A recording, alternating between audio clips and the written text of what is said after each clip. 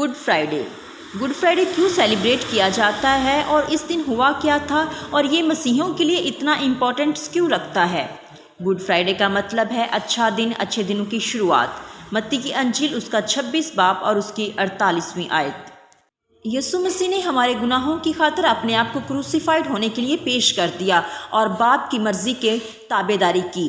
یسوع نے دعا کی کہ اے باپ، اگر تو چاہے تو یہ پیالہ مجھ سے ٹل جائے، لیکن پھر بھی میری نہیں تیری مرضی پوری ہو۔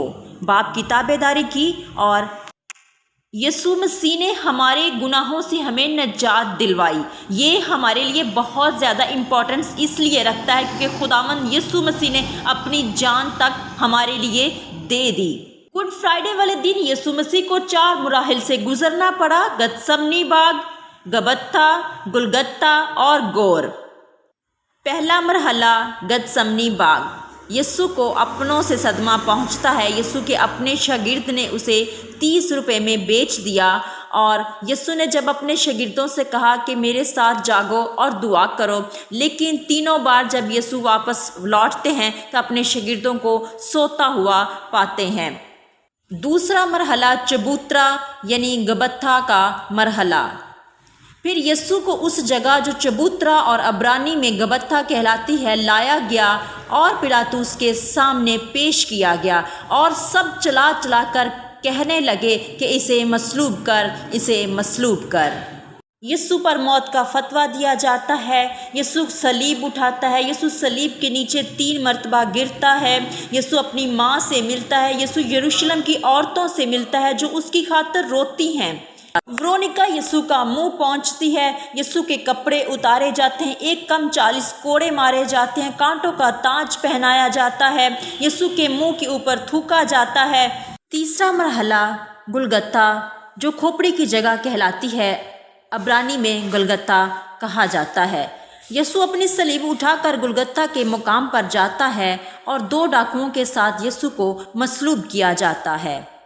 یسوع کی پسلی میں نیزہ مارا جاتا ہے، یسوع کا مذاق اڑایا جاتا ہے اور صلیب کے اوپر یہودیوں کا بادشاہ تنزن لکھا جاتا ہے۔ یسوع کے کپڑے اتار کر ان پر کرا ڈالا جاتا ہے۔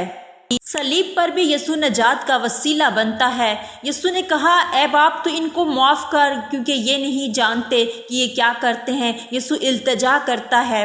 یسوع کو پیاس لگتی ہے۔ یسوع نے کہا میں پیاسا ہوں۔ یسوع اپنی ماں کے لیے فکر مند ہوتا ہے اور کہتا ہے اے عورت دیکھ تیرا بیٹا یہ ہے، اور شاگرد سے کہتا ہے دیکھ تیری ماں یہ ہے۔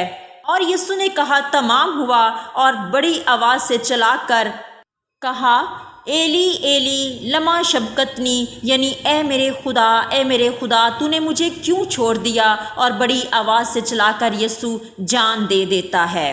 چوتھا مرحلہ گور یعنی قبر۔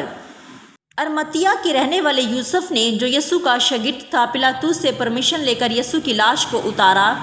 نیکدیمس 50 سیر کے قریب مور اور عود ملا ہوا لایا۔